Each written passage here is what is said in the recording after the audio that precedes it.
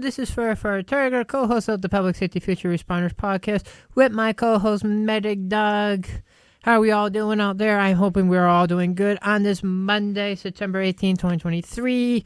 Recording of our Season 2, Episode 2, Risk Management on the Railroad. So we're going to be diving into that by breaking down what to do as law enforcement, as emergency responders, as emergency dispatchers, and in an emergency at a railroad crossing. Please note the fact that this is all going to be summary-based with our own opinions mixed into it, citing sources from the United States Department of Transportation's Federal Railroad Administration. Link will be in the description for you to go check that out. So we're going to dive in. We're going to start off with in an emergency at a grade crossing.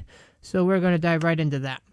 Starting off at an emergency at a railroad crossing, please note the fact that if you're at a railroad crossing and such emergency does happen, please locate the blue and white emergency notification system, otherwise known as the ENS signs at the grade crossings. They should be one at every side, whether they're on your side or on the opposite side.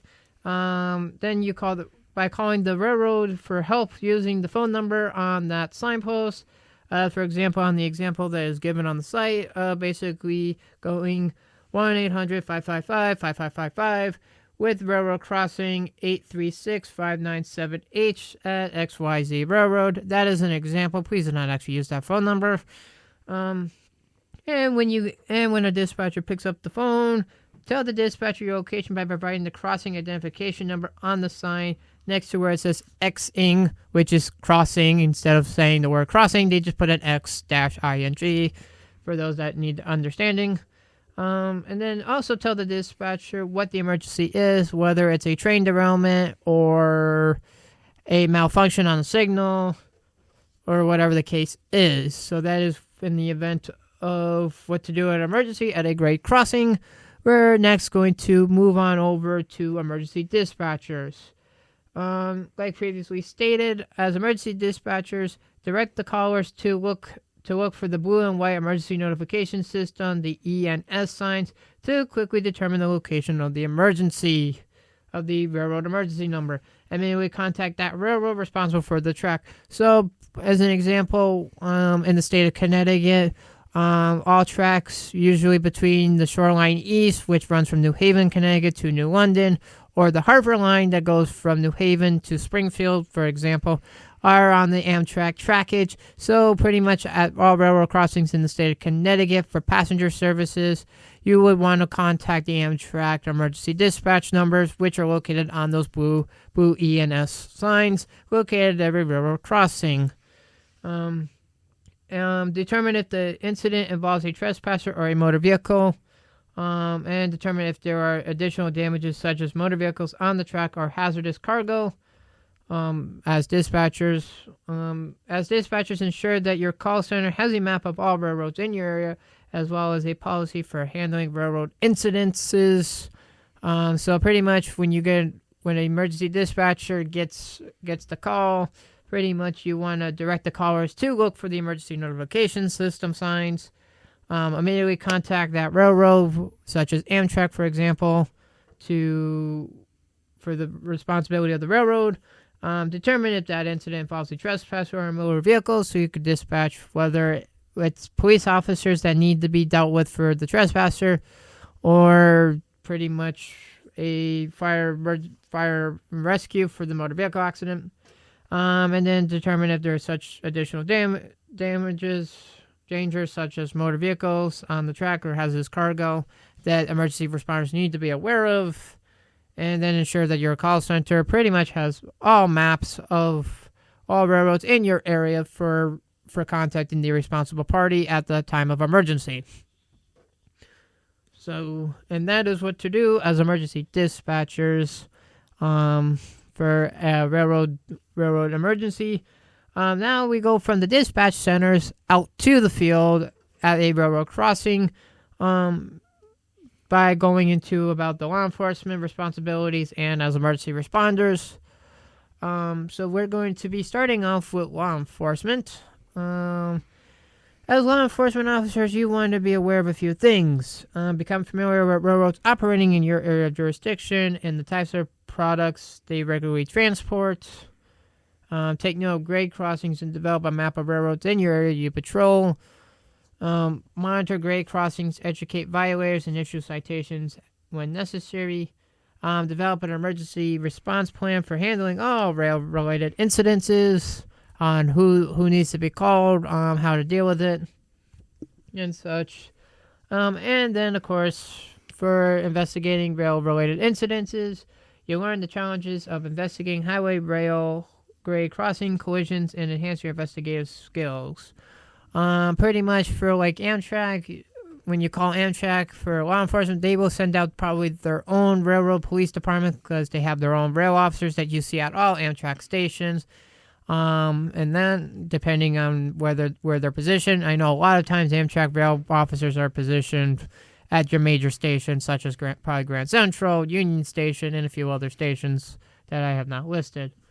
And then finally, we do not forget our firefighters and our medical responders. Last but not least, how to handle a situation as emergency responders. Few key points that the Federal Railroad Administration points out is as emergency responders, you become familiar with railroad operating in your area jurisdiction and the types of products they regularly transport, same as law enforcement. Ensure your team has an understanding of basic railroad operations, policy, and procedures. Pretty much as emergency responders, you want to do similar things like law enforcement, except the fact of during the emergency, locate the blue and white emergency notification system, ENS signs, to contact that railroad, such as if you're on Amtrak's lines, locate the signs that are marked for Amtrak, so Amtrak can deal with the problem. And then learn how to rescue and extricate train crews from locomotives in an emergency, such as the fact of a train derailment. You want to know how to get the locomotive crew out of the locomotive when the locomotive is damaged, or vice versa, how to do them.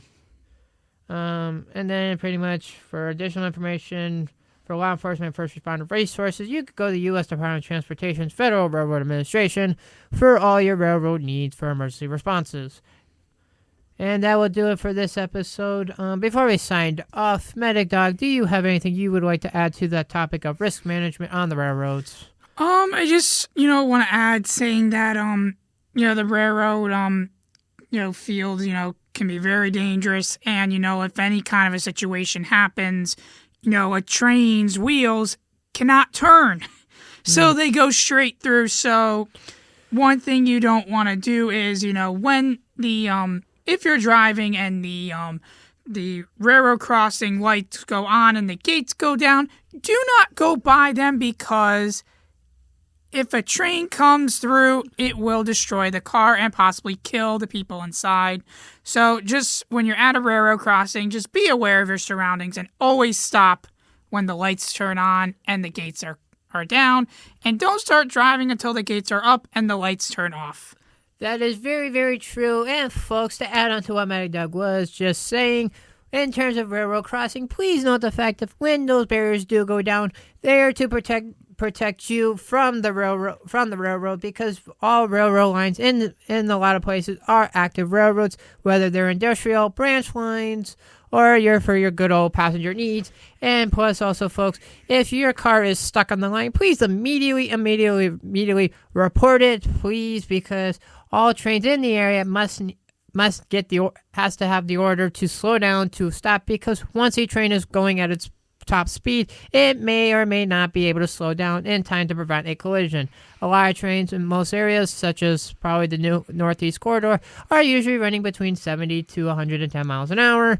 And folks, you don't want to have that train try to come to a stop, because it is very hard to get them to stop very easily. Also, Firefighter Tiger, don't forget, some of those rail lines could also be construction, because Tilcon has a railroad, and so they do have some tracks in the area. So some of those tracks in the state of Connecticut can also be construction rail lines. Yeah. So just something to note. Thank you, Mike Dog.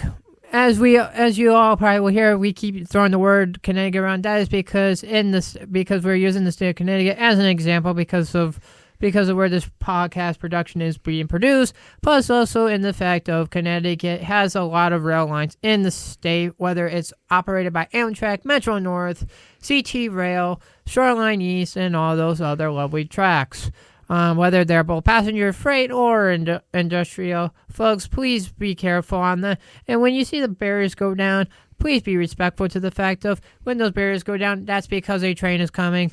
Do not be stupid enough to go around it. This is not a movie, folks. Yes, we've all seen it in the movies where they're going around the barriers, but that's because that is movie. That is because that is in a movie production. That is not real life. Please do not try to replicate any movie scenes in real life. It is dangerous, and folks, it is dangerous to be around tracks. A lot of tracks are active. Please do not be stupid and be an idiot, folks. Yes, I know I just used the word idiot, but that's because there are a lot of people who seem that they just don't want to understand the fact of when the barrier goes down, that means you're supposed to stop. That doesn't mean that the lane is blocked. Well said, Firefighter Tiger, and I very much agree with that statement. And folks, we are coming to the end of this podcast episode, and as we all know, we love talking about responders and that. And folks, in this episode, we did provide our own little opinions. Please note the fact that those are just our opinions. They are not actual official statements that have been evaluated by the United States Department of Transportation, the Federal Railroad Administration, and yada yada yada. So, folks, please realize the fact of we're just providing this as an educational purpose and not for the good sense of trying to being the professionals at the jobs. So, folks, this is Fairfire Tiger with co-host Medic Dog, and wishing you all a good day, good mental health, and we will see you all on the next one. Goodbye, Please everyone. Enjoy.